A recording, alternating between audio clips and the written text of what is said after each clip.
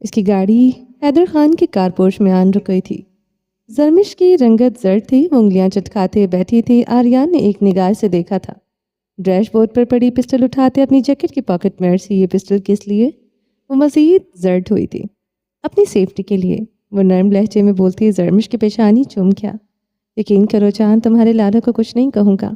وہ اسے اپنے ساتھ لگا کے آتا۔ زرمش کی اٹکی سانسیں بحال ہوئی تھی۔ لالا مجھے نہیں چھوڑیں گے، وہ مجھے مار ڈالیں گے۔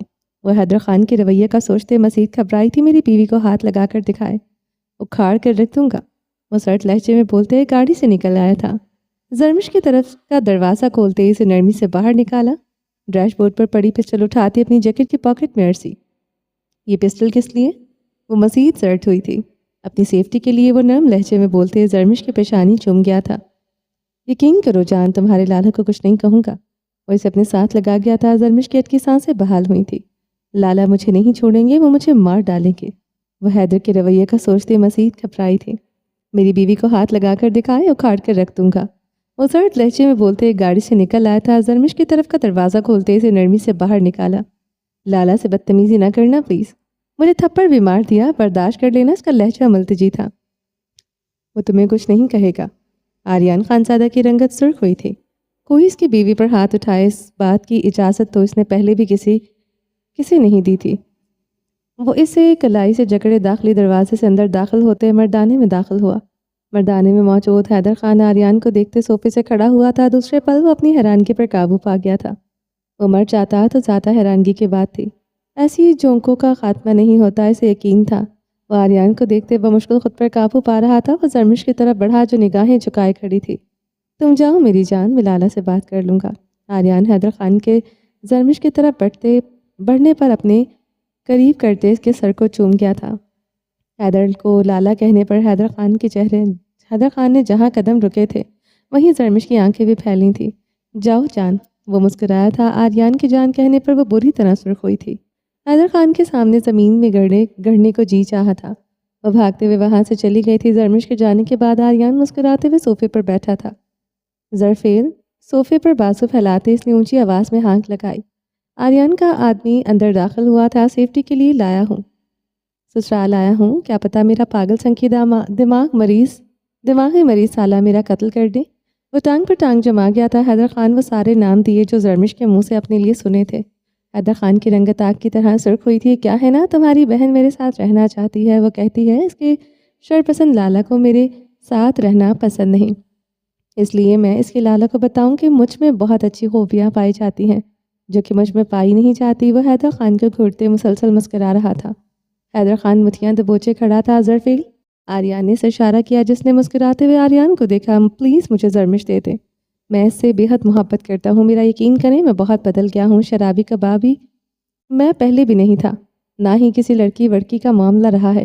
ایک اچھی نوکری ہے میرے پاس، مجھے میری بیوی دے دیں، وہ گردن جھکائے کہہ رہا تھا۔ اگلے ہی لمحے اس نے گردن اٹھاتے زرفیل کی طرف دیکھا۔ ڈن ہینسم تو لگ رہا ہوں نا؟ زرفیل نے مسکراتے ہوئے پوچھا۔ بالکل سر، کسی ہیرو کی طرح، وہ موبائل سے آریان کی ریکارڈنگ کرتے بولا تھا۔ اچھا، ویڈیو کٹ نہ کرنا، جو میرا سالہ بولے گا وہ بھی ریکارڈ کرنا، بعد میں ایڈٹ کر لیں گے۔ میرے منہ سے پھول برستے ہوئے اور میرے سالے کے منہ سے آگ برستی میری بیوی کو ضرور دیکھنا چاہیے، اور یہ بارات اشارات کا ڈرامہ ختم ہو جائے گا۔ ویسے ہی میرے پاس آ جائے گی۔ آریان کمین کی بھری ہنسی ہنسا تھا۔ حیدر خان اپنی پچھلی گردن ضبط سے سہلانے لگا۔ سامنے بیٹھا انسان مزید سائیکو پن پر واپس اتر آ گیا تھا۔ بولے سرکار، کچھ ریکارڈنگ پر لگی ہے ویڈیو؟ آریان خانزادہ نے بھی مسکراتے ہوئے گردن سہلائی تھی۔ زرفیل، میرا سالہ اب چالاک ہو گیا، وہ نہیں بولے گا۔ ریکارڈنگ آف کر دو، آریان بیزاری سے کہتے خان کی طرف بڑھا۔ سب ٹھیک ہو چکا ہے، زرمش مجھے معاف کر چکی ہے، مگر میں نے تم سب کو معاف نہیں کیا، اس لیے میری بیوی پر چیخو چلاؤ، اسے حویلی سے نکال دو تاکہ وہ میرے پاس آ جائے۔ نہ تم میری شکل دیکھو نہ میں تمہاری، ہم دونوں ہی اذیت سے بچ جائیں گے۔ وہ جھکتے ہوئے حیدر خان کے کان میں سرگوشی کر رہا تھا۔ زرمش، حیدر خان کی گرج پر زرمش بھاگتے ہوئے زنان خانے سے آئی تھی۔ جی لالا، وہ نگاہیں چکائے لرزتی ہوئی حیدر خان کے سامنے کھڑی تھی۔ آریان خانزادہ مسکراتے ہوئے پیچھے ہوتے صوفے پر بیٹھ کے زرفیل کو اشارے سے وہ باہر بھیج چکا تھا۔ آج رات اس کی بیوی اس کے پاس ہونی تھی۔ آریان کا چہرہ جوش سے سرخ تھا۔ تم جیسے چاہو گی ویسے ہی ہوگا بیٹا، آریان سے اچھا نہیں انسان تمہیں مل سکتا۔ میں چاہتا ہوں تمہاری رخصتی دھوم دھام سے ہو، نہ صرف بارات، مہندی، ہر رسم۔ हैदर खान सरमिश के सर पर हाथ रखे हुए था। आर्यन खानज़ादा झटके से सोफे से उठते खड़ा हुआ था। चेहरा आग की तरह सुर्ख हो रहा था। बाजी पलट चुकी थी, मगर ऐसे कैसे? आर्यन खानज़ादा अपनी बियर्ड झुंडलाते हुए सहलाने लगा। लाला। जरमिश रोते हुए हैदर खान के सीने से लग गई थी। आर्यन खानज़ादा के तन बदन में आग दौड़ी थी। बहुत मुश्किल था अपनी बीवी को अपने साले के करीब देखना। तुम चाहो तो बैठ सकते हो आर्यन, खाना भिजवाता हूँ। अभी भी मुझे अपनी बहन के साथ वक्त गुजारना है। हैदर खान सरमिश के बाजू को हल्के में लिए वहाँ से चला गया था। आर्यन खानज़ादा अपनी बीवी की ला ताल्लुकी पर बल खाकर रह गया था। इसकी बीवी ने पलटते हुए इसे देखा तक न था। आर्यन खानज़ादा गुस्से से बल खाते अपने बालों में उंगलियां फेर कर रह गया था। बीवी यही चाहिए थी, मगर ससुराली ये हरगिज़ कबूल न थे। वो गुस्से से तेज़ कदमों से बाहर निकल आया था। बारिश और तूफान पहाड़ों पर टूट कर पड़े थे। वो स्याह शलवार कमीज़ में मलबूस स्याह जैकेट पहने हुए था। नकूश तने हुए थे, मगर इनमें अजियत कर्ब खुला हुआ था। वो अपने नम बालों में उंगलियां फेरते ऊंची नीची कठिनाइयों से चलता जा रहा था। वो अब एक दरिया से गुजर रहा था। ठंडा यख पानी बदन को ठठरा गया था, मगर इसे किसी चीज़ का होश न था। इसके कदमों का रुख स्याह हवेली की तरफ था, जिसकी स्याह रंगत इसका नसीब स्याह कर चुकी थी। वह पत्थरों की रोश पर चलते दाखिली दरवाजे की तरफ बढ़ा। अपने कमरे की तरफ बढ़ते वो अपने बेड पर मुंह के बल गिर गया था। थोड़ी देर बाद इसे अपने पैरों पर किसी के ठंडे हाथों का लम्स महसूस हुआ था। कोई इसके शूज उतार रहा था। स्वयं वो यकदम उठकर बैठा। वो तेज़ी से पीछे हुई थी। इसकी ग्रीन आंखों में तेज़ी से पानी चमका था। वो अब रोते हुए इसके शिकवा की निगाहों से देख रही थी। रखीज़ी खानज़ादा अपने बालों में उंगलियां फेरते उठकर बैठा। सामने खड़ी औरत पर कहरबार निगाह डाली थी। उसके कहर बरसाती निगाहों की पर पीछे की तरफ कदम बढ़ाती दीवार के साथ जा लगी थी। वो सिगरेट को जलाए लबों में दबाए हुए अब सामने खड़ी औरत को खूंखार निगाहों से घूर रहा था। तुम जानती हो ये स्वयं का कमरा है। वो सिगरेट का कश लेते आईब्रो चुकाए हुए था। इससे क्या होता है खान, जहाँ तुम वहाँ मैं। वो सिगरेट एस्ट्रे में मसलते हंसने लगा। मलाला खान जवाबन मुस्कुरा भी न सकी थी। सामने बैठा मर्द इस औरत के जाने के बाद ऐसे ही हंसता था। वो ये भी जानती थी कुछ ही देर में इस मर्द की आंखों से हंसने के बायस पानी बहना शुरू हो जाएगा। वो जानती थी ये महज पानी न था। वही हुआ। अब इस नशीली आंखों वाले मर्द की आंखों से पानी बहने लगा था। वो अभी भी हंस रहा था। दीवार से टेक लगाए लरसती कांपती औरत की आंखें भी बह रही थी। फ़र्क ये था कि आंखें रोने से बहती थी। जहाँ मैं वहाँ तुम। वो इस औरत के लफ्ज़ दोहराते अभी भी हंस रहा था। पता नहीं इन लफ्ज़ों में ऐसा क्या मज़ाक़ा ख़ेज़ था। वो हंसता ही जा रहा था। वह बैकग्राउंड के साथ टेक लगाए आंखें मूंद गया था। इन आंखों में अभी तक पानी बह रहा था। कौन है दुनिया में जिसको सब कुछ मिला? मुझको सब कुछ मिला, बस मिले तुम नहीं। दर्द होगा दवा, अब कोई हमदम नहीं। वो सिगरेट के कश लेते गुनगुना रहा था। मलाला खान जानती थी वह सब कुछ कौन थी, जिसकी खुशबू आज भी इस कमरे में थी। बेड पर पड़ी सिलवटों तक को सामने बैठे मर्द ने मिटने ना दी थी। दुनिया कहती है औरत के लिए सबसे बड़ा दर्द दूसरी औरत है, पर अगर कोई मलाला खान से पूछता तो वो कहती सबसे बड़ा दर्द है अपने शौहर को किसी और के लिए रोते देखना। मलाला खान दिल गिरफ्तगी से दरवाजे की तरफ बढ़ी थी। रुको। इसकी भारी पुकार पर मलाला खान रुक गई थी। इसने पलटते हुए देखा। क्या चुरा कर लेकर जा रही हो इस कमरे से? वो इसके काटदार लफ्ज़ों पर कांपने लगी थी। वो भला इस कमरे से क्या चुराएगी? वो तहीर ज़दा निगाहों से दरखसी खानज़ादा को देख रही थी। वो चुरा पाती तो इस औरत की खुशबू चुराती, हर तरफ बिखरी इसकी यादें चुराती। वो उठकर इसके करीब आया, कलाई से पकड़कर इसे दीवार के साथ लगाया। इसकी शॉल उतारकर दूर उछाली थी। वो इसे अब चेक कर रहा था।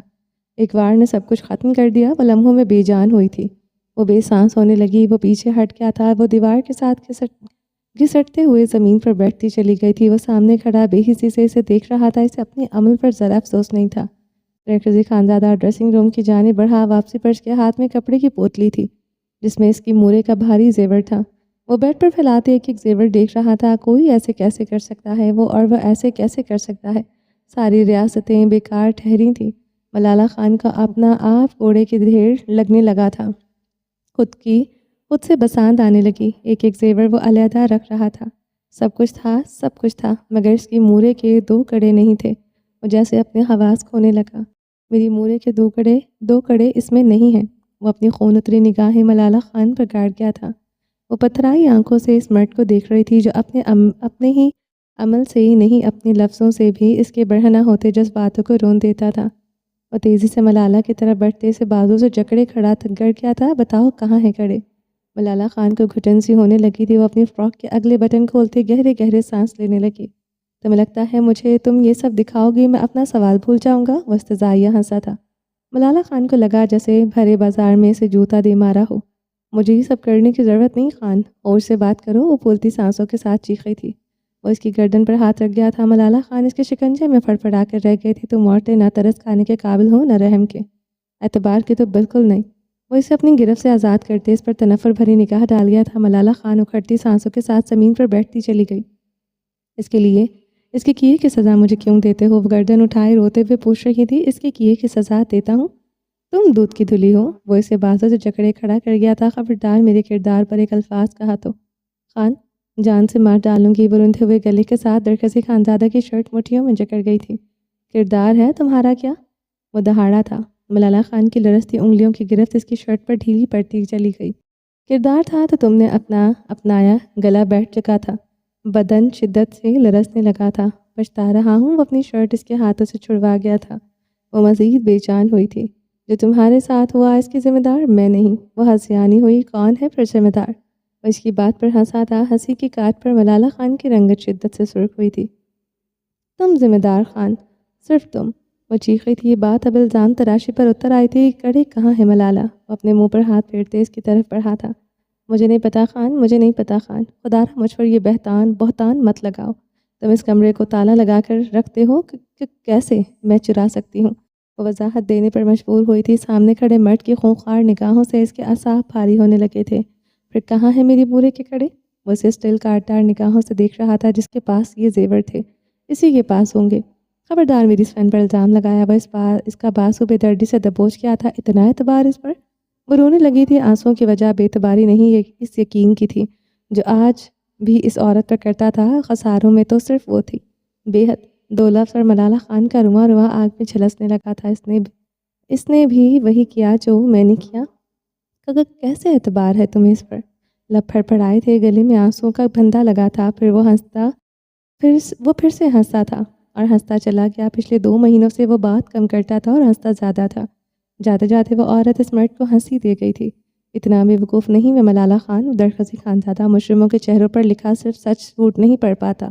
وہ عورت کو ایک نظر میں اندر تک پڑھ لیتا ہے۔ وہ مر سکتی ہے مگر ایک لمحے کے لیے بھی میری جگہ کسی کو نہیں دے سکتی۔ یہی ایک وجہ ہے وہ آج بھی یہاں رہتی ہے۔ وہ اپنے سینے پر بے دردی سے مکے مار رہا تھا۔ وہ لٹھی کی مانند سفید چہرہ لیے اسے دیکھ رہی تھی۔ اور میں خان؟ لب بے آواز سے لے کپکپاتا ہاتھ دل پر آن ٹھہرا۔ اعتبار کا کانچ کب سے ٹوٹ گیا تھا۔ ملالہ خان ٹکڑے نہیں ہوئے، چور چور ہوا تھا۔ اب اس مرد نے جیسے اس کے برہنہ دل پر خنجر دے مارا تھا۔ میں تمہارے لیے جان دے سکتی ہوں۔ تو تم مجھے صدیوں کڑکتی دھوپ میں کھڑا کر دو، میں اس چھاؤں کی طرف رخ بھی نہیں کروں گی جو کسی اور کی دی ہوئی ہو۔ بہت مشکل تھا بار بار خود کے کردار کی پاکیزگی کی گواہی دینا۔ ملالہ خان ایک بات جانتی ہی نہ تھی، عورت کے کردار پر لگا داغ دنیا کی زبان کبھی دھونے ہی نہیں دیتی۔ کتابی باتیں سب رتی وہ ایسے لفظ چبا گیا جیسے کڑوی گولی چبائی ہو۔ ان 2 کڑوں کا اپنی سوین سے پوچھو۔ خبردار مجھ پر الزام لگایا۔ وہ ہنسیانی حلق کے بل چلائی تھی۔ یہ مرد سجدوں میں مانگا تھا مگر ایسے نہیں۔ ایسے یہ مرد ملتا تو رتی تھا۔ سوین سے پوچھو۔ وہ کمرے کی ایک ایک چیز کو ٹھوکر مارنے لگا۔ ملالہ خان اسے بھیگی نگاہوں سے دیکھ رہی تھی۔ وہ کمرے میں رکھے سینٹرل ٹیبل کو اٹھاتے پوری قوت سے زمین پر مار گیا تھا۔ شیشے کے ٹکڑے ہوئے زمین پر بکھر گئے۔ وہ دیوار کے ساتھ لگی تھر تھر کانپنے لگی۔ سامنے کھڑا مرد جنونی ہو رہا تھا۔ اب وہ اپنے بال بے دردی سے نوچ رہا تھا۔ کانچ کے اس ہاتھ کو زخمی کر گیا تھا مگر اسے اپنے زخموں کی ذرا پرواہ نہیں تھی۔ وہ چیخ رہا تھا، ہنس رہا تھا، اپنے بال نوچ رہا تھا۔ ملالہ خان پھوٹ پھوٹ کر روتی تھی۔ وہ اس مرد کو پا کر بھی نہ پا سکی۔ آدھا ادھورا یہ مرد نہیں مانگا تھا۔ اس کی دعاؤں میں تاثیر نہ تھی یا یہ مرد اس کے لیے بنا ہی نہ تھا۔ درخسی خانزادہ دل پر ہاتھ رکھتے زمین پر بیٹھتا چلا گیا تھا۔ وہ بھی اس کے سامنے زمین پر بیٹھ گئی تھی۔ دونوں ایک دوسرے کو پترائی آنکھوں سے دیکھ رہے تھے۔ درد دل ایک جیسا ہی تھا۔ دونوں کی آنکھیں اس کے لیے بہہ رہی تھیں جسے پا کر بھی کھو دیا تھا۔ وہ ایک بار پھر سے سگریٹ چلائے ہوئے تھا۔ ان 2.25 مہینوں میں 67 دن تھے جن میں 1620 گھنٹے، 97,200 منٹ اور 85,32,000 سیکنڈ گزر چکے تھے، اور میں نے ہر لمحہ اسے ڈھونڈا ہے۔ وہ سگریٹ کی کش لیتے کہہ رہا تھا، یا اللہ۔ وہ ایک ایک لمحہ یاد رکھے ہوئے تھا۔ وہ کانوں پر ہاتھ رکھ گئی تھی۔ اسے یہ سب نہیں سننا تھا۔ مرنا آسان تھا مگر جل کر سیاہ راکھ ہونا نہیں۔ پتہ ہے کتنی بار اسے یاد کیا؟ اس نے رکتی ہوئی دھڑکنوں پر ہاتھ رکھا۔ ملالہ سر نفی میں ہلانے لگی۔ کوئی کیوں نہ تھا جو اس ظالم مرد کو روک لیتا؟ وہ کیوں سے دنیا ہی میں بزخ دکھا رہا تھا۔ تقریباً 15,25,200 دو سانوں میں وہ ایک لمحے کو بھی نہیں رکا تھا، مگر ملالہ خان کا وجود دھوئیں کی طرح مدھم ہونے لگا تھا۔ وہ زرد چہرے کے ساتھ بس اسے ہی دیکھتی رہی۔ خدا آخر اس سے اس کی سماعتیں کیوں نہیں چھین لیتا؟ جب جب سانس لیتا ہوں وہ یاد آتی ہے، وہ بے رحم بنا کہہ رہا تھا۔ ملالہ خان کی آنکھوں میں رنگ نہیں صرف دھواں تھا۔ ثابت ہوتا تھا مردوں کی اس دنیا میں گناہ گار صرف عورت ہوتی ہے۔ مرد کرے تو محبت اور عورت غلطی بھی کرے تو گناہ۔ پتہ نہیں کہاں چلی گئی ہے وہ، پاتال تک اسے ڈھونڈ آیا ہوں۔ درگاہوں پر سجدوں میں مانگی گئی دعائیں خاک ہو گئیں۔ وہ اپنا سینہ مسل رہا تھا، اسے گوایا ہی کیوں جسے اتنا چاہتے تھے۔ ملالہ خان کی ہچکیاں بندھنے لگی تھیں۔ میری قسمت کی سیاہی میرا نصیب کھا گئی۔ وہ دیوار سے سر ٹکائے آنکھیں موند کیا تھا۔ دل میں آندھیوں کے جکڑ چلنے لگے تھے۔ پتہ ہے میری قسمت کی سیاہی کون ہے؟ وہ آنکھیں کھولتے پوچھ رہا تھا۔ وہ چہرہ گھٹنوں میں دے گئی تھی۔ وہ اسے وجدان ہوا تھا کہ جو یہ مرد کہنے لگا تھا، تم ہو وہ سیاہی وجدان، سچ ہوا وہ کہہ گیا۔ اسے ٹھنڈے کمرے میں سسکیاں اور آہیں گونجنے لگی۔ تعویذ دھاگے تو اس عورت سے کے بھی کام نہ آئے تھے۔ سجدوں میں مانگی دعائیں اس کی بھی بے اثر ہو گئی تھیں۔ کون ہے دنیا میں جس کو سب کچھ ملا؟ مجھ کو سب کچھ ملا، بس ملے تم نہیں۔ درد ہوگا دوا اب کوئی ہمدم نہیں۔ وہ بہتی آنکھوں سے اسے دیکھ رہی تھی۔ نہیں چھوڑوں گا اسے، جب ملے گی اسے جان سے مار ڈالوں گا، وہ حلق کے بل چلایا تھا۔ ملالہ روتے روتے ہنس پڑی تھی۔ جانتی تھی یہ مرد جھوٹا ہے۔ جس دن اس عورت سے ملا یہ مرد اپنی جان سے جائے گا۔ کیسے مجھے چھوڑ سکتی ہے وہ؟ 16 سال کی تھی جب میرے نکاح میں بندھی۔ 17 سال کی عمر میں مجھے دل دیا۔ کہتے ہیں کچی عمر کی محبتیں پکے رنگ کی طرح ہوتی ہیں۔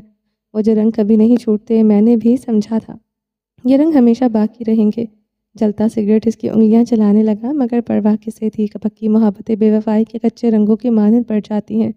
خان ملالہ خان پرسوس ہچکی لی۔ کمرے میں گہری خاموشی چھائی تھی۔ درخسی خانزادہ کا رنگ تاریک ہو گیا تھا۔ گناہ نہیں کیا میں نے۔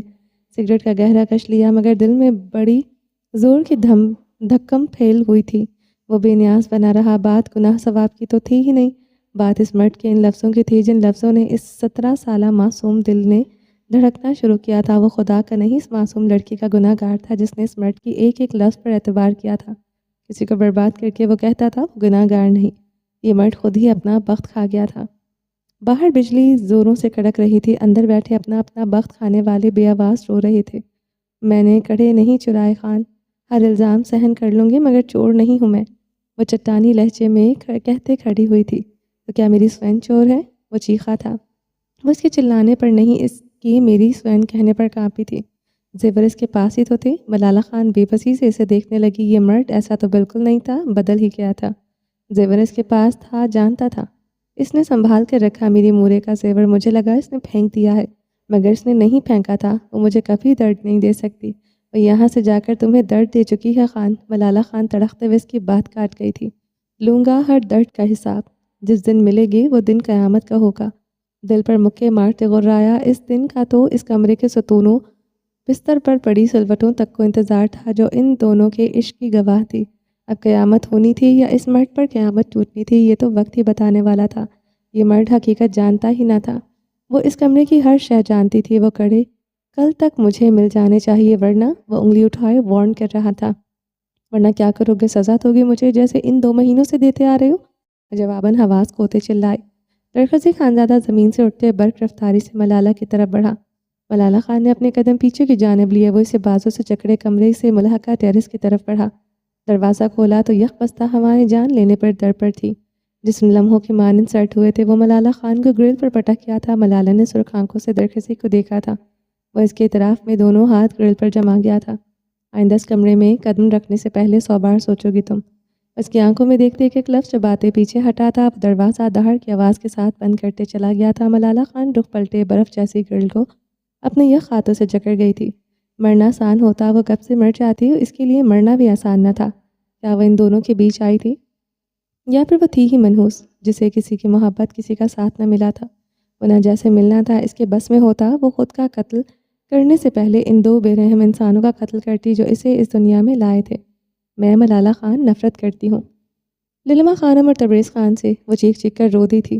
باہر آئے طوفان میں اس کی آوازیں دب رہی تھی۔ وہ عالیشان مرد صوفے پر بیٹھا اپنے سر کو دونوں ہاتھوں میں جکڑے ہوئے تھا۔ شدت سے اس عورت کی یادیں حملہ آور ہوئی تھی، جس کے جانے کے بعد اندازہ ہوا تھا کہ اس نے کیا کھو دیا، چھوڑوں گا نہیں جس دن تم ملی۔ وہ دل پر ہاتھ رکھے ہر روز کی طرح ایک ہی جملہ دہراتے جا رہا تھا۔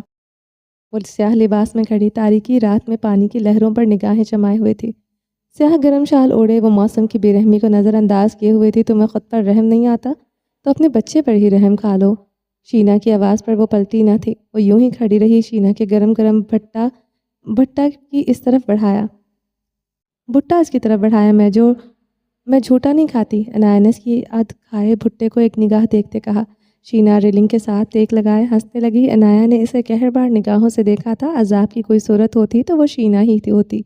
تم جتنی اونچی اونچی باتیں کرتی ہو نا، اتنی ہی کمزور دکھتی ہو، وہ مزے سے بھٹا کھاتے کہہ رہی تھی۔ اور تم جتنی بدتمیز ہو اتنی ہی چنڈال بھی، جواب اسے کہنا ہوتا تھا وہ کہہ دیتی تھی۔ لوگوں کو اس کی اوقات کے مطابق ڈیل کرنا چاہیے، زندگی نے اسے یہی سکھایا تھا۔ مگر یہاں فرق ہی کسے پڑا تھا؟ شینا چنڈال تھی، وہ خود مانتی تھی۔ تم نے کسی سے بھی محبت کی ہے؟ شینا کے سوال پر عنایا کے ہونٹوں پر تلخ مسکراہٹ ابھری۔ محبت؟ وہ ہنسی تھی، مگر وہ ہنسی پتھروں سے ٹکرا کر واپس آتی محسوس ہوئی۔ اس نے محبت نہیں عشق کیا تھا، اس سے بھی بڑھ کر اعتبار کیا تھا۔ یہ محبت کی ہی نشانی ہے۔ عنایا نے اپنے پیٹ کی طرف اشارہ کیا۔ شینا پھر سے ہنسی تھی۔ عنایا کا بس نہ چلتا اسے اس دریا کی لہروں کے سپرٹ کرتے۔ یہاں کی عورتیں 10 بچے پیدا کرتی ہیں، پھر بھی کہتی ہیں انہیں محبت نہیں ملی۔ بچوں کا محبت سے کیا تعلق؟ یہ تو ہو جاتے ہیں۔ عنایا کی رنگت سرخ ہوئی، مٹھیاں بھینجتے بمشکل خود پر قابو پایا۔ اچھا بتاؤ، کیا فرق ہے 10 بچے پیدا کرنے والی میں اور تم میں؟ شینا اس کے ساتھ آ کھڑی ہوئی تھی۔ دونوں اب ایک ہی پوزیشن میں کھڑی تھی۔ وہ بھی ماں ہوتی ہیں، میں بھی ماں ہوں۔ عنایا کے جواب پر شینا کا بلند و بانگ کہکا گونجا تھا۔ ہر ماں بھی نہیں ہوتی۔ میں تمہیں جلد ایک عظیم الشان ماں سے ملواؤں گی۔ ہنستے ہوئے شینا کی آنکھوں سے پانی بہنے لگا تھا۔ ماں تو زہلے بھی تھی۔ عنایا کو زہلے یاد آئی تھی، مگر ابرش بھی تو ماں جیسی ہی تھی۔ ماں ہی ہوتی ہے، مگر ہر عورت نہیں ہوتی۔ وہ اپنے پیٹ پر ہاتھ رکھے آنکھ میچ گئی تھی۔ یہاں کی لڑکیاں محبت نہیں کرتی مسز عنایا، یہاں تو ہم صرف بچنے کی کوشش کرتی ہیں، موسم سے، مردوں سے، قسمت سے۔ وہ دلخی سے ہنستی جا رہی تھی۔ میں بچنے نہیں آئی تھی، میں نے محبت کی تھی۔ عنایا کی آواز دور سے آتی سنائی دے رہی تھی۔ میں تو سب کچھ چھوڑ آئی تھی صرف اس عالیشان مرد کے لیے، تو اب کس سے بچ رہی ہو؟ عنایا نے نظریں دریا پر گاڑ دیں۔ پانی کے شور میں دبے الفاظ کے اس کے لبوں سے نکلے، اس کے لوٹ آنے سے۔ اس کے لبوں نے دھیرے سے سرگوشی کی، مگر شینا نے سن لیا تھا۔ کمبخت بڑے ہی تیز کان رکھتی تھی۔ وہ اگر لوٹ آیا تو؟ وہ نہیں لوٹے گا، اسے وہ مل گیا ہے جو وہ چاہتا ہے۔ مجھے لگتا ہے اب تو ہنسی اس کے ہونٹوں سے جدا ہی نہیں ہوتی ہوگی۔ وہی چکراتی سوچے جنہیں سوچتے وہ آج بھی جھلستی تھی۔ وہ لوٹے گا، تم دیکھ لینا۔ شینا کے یقین پر وہ معتجب ہوئی تھی۔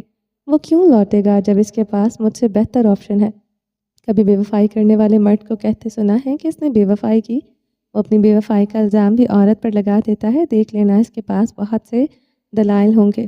ایسے الزامات لگائے گا مجھ پر؟ عنایا تلخی سے بولی۔ شینا اس کے لیے عذاب تھی، مگر اس کے درد کا حصہ بھی بنتی جا رہی تھی۔ وہ اسے یہ سب نہ کہتی تو تڑپ کر مر جاتی۔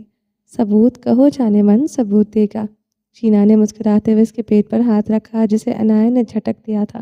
یہ صرف میرا بچہ ہے، اس کا اس سے کوئی تعلق نہیں۔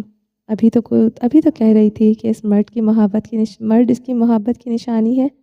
شینا نے مسکراہٹ دبائی۔ محبت میں نے کی تھی، اس نے بے وفائی کی ہے۔ اپنے بچے پر اس کا سایہ بھی نہیں پڑنے وہ غرائی تھی۔ سانس توکنے کی مانند چلنے لگی تھی۔ وہ کتنے مہینے کا ہے یہ؟ ویسے کتنے مہینے کا یہ؟ شینا نے ابھی اس کے پیٹ پر ہاتھ رکھا جو ابھی تک دکھائی نہیں دیتا تھا۔ پتہ نہیں، دنوں مہینوں کا حساب بھول گئی ہوں، اس مرد نے گنتی بھلا دی ہے مجھے۔ وہ تلخی سے کہتے کمرے میں داخل ہو گئی تھی۔ چارپائی کے ٹھنڈے بستر پر لیٹتے اس نے اپنے پیر رضائی کے اندر کیے۔ ہر چیز برف تھی اس کی قسمت کی طرح۔ جہاں برف کا موسم آن ٹھہرا تھا، کچھ پگھلتا ہی نہ تھا۔ وہ کامل جہانگیر کے سامنے صوفے پر بیٹھی تھی۔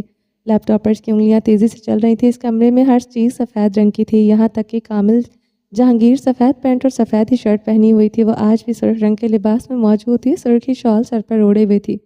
تم اتنے تیز رنگ کیوں پہنتے ہو؟ سخت زہر لگتے ہو مجھے؟ وہ اسے کڑے تیوروں سے گھور رہا تھا، کیونکہ الحمدللہ میں سہاگن ہوں۔ لیپ ٹاپ پر انگلیاں چلاتے جواب دیا۔ وہ باؤنڈریز بنانا جانتی تھی۔ اس مرد اور دنیا کے ہر مرد کے درمیان اس کے لیے ایک باؤنڈری تھی جو وہ مقرر کر چکی تھی۔ جب سے اس کی نشیلی آنکھوں والے مرد کو دل دیا تھا، اس باؤنڈری کو کوئی نہیں توڑ سکتا تھا۔ ایسے سہاگن جس کا سہاگ کسی اور کے بستر پر سوتا ہے، دل پر جوتا لگنا کیسا ہوتا ہے؟ کوئی عنایا پاشا سے پوچھتا۔ وہ کان کی لو تک سرخ ہوئی تھی، ہاتھ کپ کپانے لگے تھے، وہ مٹھیاں بھینچ گئی تھی۔ کامل جہانگیر نے اسے دلچسپ نگاہوں سے دیکھا تھا۔ Mind your own business. وہ لیپ ٹاپ پوری قوت سے زمین پر پٹک چکی تھی، لیپ ٹاپ کی اسکرین چکنا چور ہوئی تھی۔ کامل جہانگیر اطمینان سے صوفے سے ٹیک لگا گیا تھا، وہ اس کے ایسے ہی ری ایکشن کی امید رکھتا تھا۔ جانتی ہو یہ لیپ ٹاپ کتنا قیمتی تھا؟ لہجہ بے انتہا نرم تھا، کچھ دیر بولے گئے لفظوں سے سامنے کھڑی لڑکی کی روح کھینچ چکا تھا۔ اب تو نرم ہی محض دکھاوا تھی۔ اس سے زیادہ قیمتی میرے احساسات ہیں جو آپ نے اپنے لفظوں سے چھلنی کر دیے ہیں۔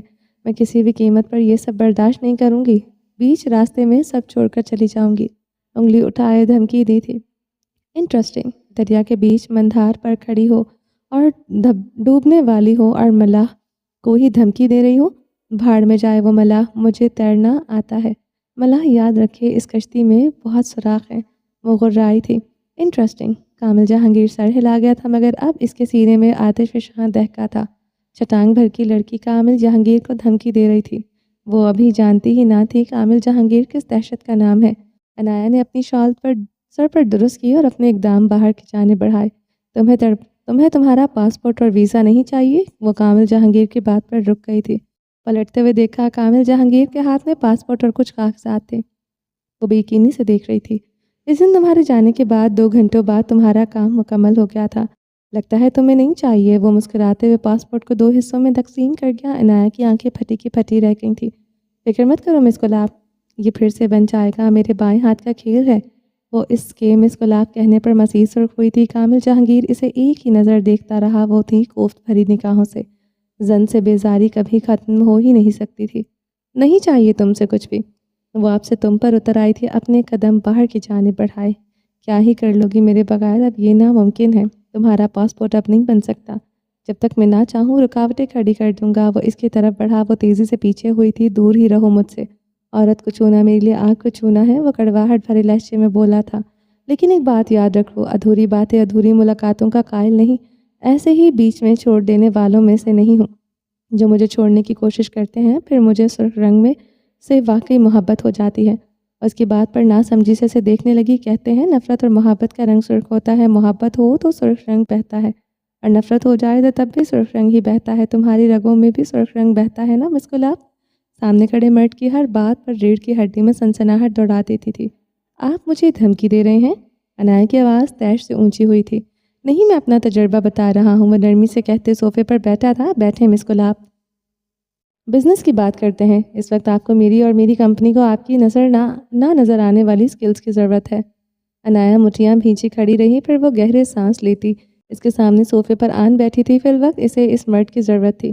نعمت ولی، دوسرا لیپ ٹاپ لاؤ۔ اس نے اونچی ہانک پر نعمت ولی کی بوتل کے جن کی طرح حاضر ہوا تھا۔ اس نے لیپ ٹاپ عنایہ کی طرف بڑھایا۔ نعمت علی، مس گلاب کے جانے کے بعد صوفہ بھی فنائل سے دھونا ہے۔ وہ عنایہ کو گھورتے ایک ایک لفظ چباتے بولا تھا۔ کسی دن نعمت علی مسٹر جہانگیر کو بھی فنائل سے دھو دینا۔ عنایہ نے نعمت علی کو دیکھتے سرگوشی میں غراتے ہوئے کہا۔ نعمت ولی کا کہکا گونجا تھا۔ کامل جہانگیر کی گھوڑی پر نعمت ولی 9-2-11 ہو گیا تھا۔ کیا کہا ہے تم نے؟ وہ اسے مشکوک نگاہوں سے گھور رہا تھا۔ فنائل کا سٹاک لگتا ہے آپ کے گھر کافی زیادہ ہے۔ نعمت علی سے ایک بوتل مانگی تھی، دانت پیستے کہا۔ یہی ایٹیٹیوڈ اگر اپنے مرد کے سامنے رکھتی وہ کبھی بے وفائی نہ کرتا۔ عنایہ کے لیپ ٹاپ کی چلتی کی پیڈ پر چلتی انگلیاں پھر سے رکی تھی۔ سامنے بیٹھا مرد روح گھائل کر دیتا تھا۔ میرا ایٹیٹیوڈ صرف باہر کے مردوں کے لیے ہے، اس سے سوخون بھی معاف۔ خود پر قابو پاتے بمشکل کہا، 100 خون تو ہر محبت کرنے والا معاف کر دیتا ہے، میں تو بے وفائی کی بات کر رہا ہوں۔ وہی نرم لہجہ مگر شفاف لفظ۔ عنایہ کے وجود میں جیسے آتش فشاں پھٹا تھا، وہ اپنے چہرے کو دونوں ہاتھوں میں چھپا گئی تھی۔ شال سر سے پھسل گئی تھی، اس کے بال اس کے دائیں طرف بکھر گئے تھے، اس کا نازک وجود ہچکولوں کی مانند لرز رہا تھا۔ کامل جہانگیر اس کی طرف بڑھتے اس کی گود سے لیپ ٹاپ اچک گیا تھا، ورنہ وہ زمین کا حصہ بنتا۔ عنایہ کی ہچکیوں پر کمرہ لرزنے لگا تھا۔ آپ کو مزہ آتا ہے میرے زخم ادھیڑ کر؟ وہ روتے ہوئے چیخی تھی۔ تمہیں اس کا خون کرنا چاہیے تھا، یقین کرو میں تمہارا اسیر ہو جاتا۔ وہ اس کی طرف جھکا تھا۔ پھر میں آپ کا بھی خون کر ڈالتی۔ وہ اسے سرخ آنکھوں سے دیکھتے گرائی۔ کامل جہانگیر اس کی سرخ آنکھوں میں کچھ دیر دیکھتا رہا، پھر پیچھے ہوئے تھے۔ کام شروع کریں؟ کامل جہانگیر کو کسی عورت پر ذرا ترس نہ آتا تھا، مگر آج اس لڑکی کی آنکھوں کی سرخی پر ترس آیا تھا۔ بے وفائی کے سے ڈسی آنکھیں ایسے ہی خون بہاتی ہیں، وہ اچھی طرح جانتا تھا۔ عنایہ لیپ اٹھائے اپنا کام کرنے لگی۔ وہ شال سے اپنی آنکھیں ناک پوچھتی جا رہی تھی، جب پڑھی لکھی نہیں ہو تو اتنا کام کیسے جانتی ہو؟ میں نے اپنی آدھی زندگی امریکہ میں گزاری ہے، آپ کو لگتا ہے مجھے یہاں کسی یونیورسٹی کی ڈگری کی ضرورت ہے؟ ہائی اسکول سے تعلیم میرے لیے انف تھی۔ اس نے نظریں اٹھائے کامل جہانگیر کی آنکھوں میں دیکھا تھا، اتنی بریلینٹ ذہین لڑکی سے کوئی مرد کیسے بے وفائی کر سکتا ہے؟ کامل جہانگیر سے سوال پر عنایت کے چہرے پر کئی رنگ آئے اور گزر گئے۔ بڑا ہی شفاف انسان تھا، سوال بھی دل چھلنی کرنے والا تھا۔ لفظ بے وفائی ہی عنایت پاشا کو دہکا کر رکھ دیتا تھا۔ آپ کو کیا لگتا ہے کسی انسان کے بدلنے کے لیے کیا ضروری ہوتا ہے؟ اس نے گہرا سانس لیتے سوال کیا۔ مرد ہو یا عورت، وہ خوبصورتی سے فیسنیٹ ہوتا ہے۔ تم اچھی خاصی خوبصورت بھی ہو، پرفیکٹ، تم میں کوئی کمی نہیں۔ وہ ٹیبل پر پڑا ڈرنک کا گلاس اٹھائے لبوں سے لگا گیا تھا۔ عنایت کے چہرے پر ناگواری چھائی تھی، وہ بنا پرواہ کیے گھونٹ گھونٹ وہ ڈرنک حلق میں اتارتا رہا۔ عورت نہ صرف خوبصورتی کے پیچھے فیسنیٹ ہوتی ہے، نہ مرد کی پرسنالٹی سے۔ وہ مرد کی محبت کرنے کے انداز پر پاگل ہو جاتی ہے۔ مرد البتہ بہتر سے بہتر کی تلاش میں رہتا ہے، جو مل جائے اس پر قناعت نہیں کرتا۔ یہ تو تم اپنا تجربہ بتا رہی ہو، میرا تجربہ کہتا ہے عورت بھی ایسا ہی کرتی ہے، بہتر مل جائے پرانا والا بھول جاتی ہے۔ کامل جہانگیر پھر سے ڈرنک کا گلاس بھر رہا تھا۔ یہ شاید آپ اپنا تجربہ بیان کر رہے ہیں؟ کامل جہانگیر کا ہاتھ لرزا اٹھا۔ عنایت نے اس کی کلائی پر گھنے بالوں کے بیچ نسیں ابھرتی دیکھی تھی۔ دیکھتے ہی دیکھتے گلاس کامل کے ہاتھوں سے چھناکے سے ٹوٹ گیا تھا۔ ان کی دھار اب سفید صوفے اور کامل کے سفید رنگ کی پین کو سرخ کر رہی تھی۔ عنایت کی سانسیں حلق میں گھٹی تھی، وہ تیزی سے کھڑی ہوئی تھی۔ میں باقی کام کل کروں گی، اور لڑکھڑاتی زبان سے بولتے تیز تیز قدموں سے وہاں سے نکل آئی تھی۔ دروازے کے پاس اسے کانچ کے ٹوٹنے کی آواز سنائی دی تھی۔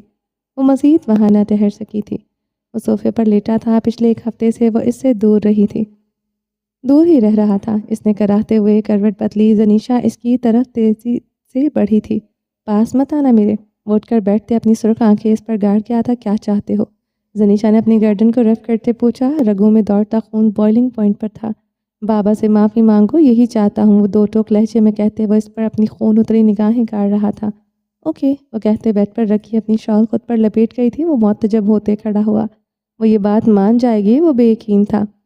وہ زریق کو ایک نگاہ دیکھتے کمرے سے نکل گئی تھی۔ وہ تیزی سے اس کے پیچھے بڑھا تھا۔ وہ تیز تیز سیڑھیاں اتر رہی تھی۔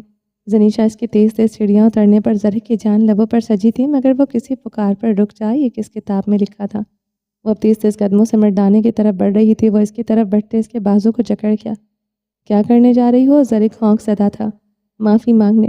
اپنی کلائی ایک جھٹکے سے چھڑوائی۔ بابا کو کمرے میں بلواتا ہوں، وہاں معافی مانگ لینا۔ وہ اس کا بازو پھر سے جکڑ گیا۔ بدتمیزی سب کے سامنے کی تھی، معافی بھی سب کے سامنے ہی مانگوں گی۔ وہ جتنا اونچا بول سکتی تھی بولی تھی۔ آہستہ چیخو، وہ اپنے حواس کھوتے پاگل ہوا تھا۔ زنیشا اپنا بازو چھڑواتے مردانے کی طرف بڑھ گئی تھی۔ زریق خانزادہ اپنے بال مٹھیوں میں دبوچے مردانے کی طرف بڑھا تھا۔ آج وہ کیا کرنے والی تھی؟ وہ واقعی میں ڈر گیا تھا۔ مردانے میں بیٹھے زاویار، آلیان، تبریز خان زنیشا کو دیکھتے کھڑے ہوئے۔ سب کے چہرے ناگواری سے تنے تھے۔ قہربار نگاہوں کا رخ زریق خانزادہ کی ہی طرف تھا۔ وہ نگاہیں چراتے اپنے بازو کو جکڑ گیا تھا جہاں سے درد کی ٹیسیں اٹھ رہی تھی۔ ایک عورت نہیں سنبھلتی، لعنت ہے۔ زاویار خانزادہ زریق خانزادہ کو دیکھتے بڑبڑایا تھا۔ زریق خانزادہ کی اس کی بڑبڑاہٹ بخوبی پہنچی تھی۔ وہ دانت پر دانت جما گیا تھا۔ مجھے معاف کر دیں بابا جان۔ وہ تبریز کی طرف بڑھی تھی۔ زریق خانزادہ بے یقین ہوا تھا۔ تبریز خان پریشان ہوا تھا۔ ایک زاویار خانزادہ تھا جو اس کی ایکٹنگ پر اسے آسکر ایوارڈ دینے کا خواہاں تھا، مگر ابھی تو ایکٹنگ شروع ہوئی تھی۔ وہ صوفے پر بیٹھے اپنی نگاہیں اپنی بھابھی پر جما گیا تھا۔ بابا جان اس وقت میں غم میں تھی، سمجھے میں نے جو کیا مجھے تو یاد تک نہیں، کیونکہ میں ہی نہیں تھی۔ وہ نظریں جھکائے رو رہی تھی۔ زریق خانزادہ جھنجھلا کر رہ گیا تھا۔ وہ چاہتا تھا معافی مانگے، اب وہ وہی جیسے پاگل ہو رہا تھا۔ زاویار زریق خانزادہ کو رحم طلب نگاہوں سے دیکھ رہا تھا۔ اس مرد پر ترس کھانا بھی بنتا تھا۔ امریکہ میں زریق خانزادہ کتنی بار اپنے حواسوں میں نہ رہا؟ پوچھیں اس سے، کیا کچھ نہیں کیا میرے ساتھ؟ وہ زریق کی طرف دیکھتے بولی۔ وہ شرمندگی سے لب کاٹ گیا تھا۔ میں بھی اس ٹرامیٹک لمحات میں تھی جس میں نے اپنے بابا کو کھو دیا تھا۔ تبریز خان کو کھانسی کا دورہ پڑا تھا، زاویار خانزادہ کو ہنسی کا دورہ پڑا تھا، مگر مجبوراً اسے خود کو کھانسی لگانا پڑی تھی۔ سسر بہو ایک سے بڑھ کر ایک تھے، ڈٹو کاپی۔ وہ داد دیتی نگاہوں سے فی الوقت اپنی بھابھی کو دیکھ رہا تھا۔ وہ ایکٹنگ زیادہ اچھی کر رہی تھی۔ 17 سال پہلے بابا جان، بس ہو گئی معافی، جاؤ۔ تبریز خان کو اب دل کا دورہ پڑتے پڑتے بچا تھا۔ نہیں بابا جان، کیسے ہو گئی معافی؟ ایسے کیسے خود کو معاف کر سکوں گی؟ 17 سال پہلے کیا ہوا آپ کو سننا پڑے گا۔ زاویار خانزادہ صوفے سے ٹیک لگائے رہا تھا۔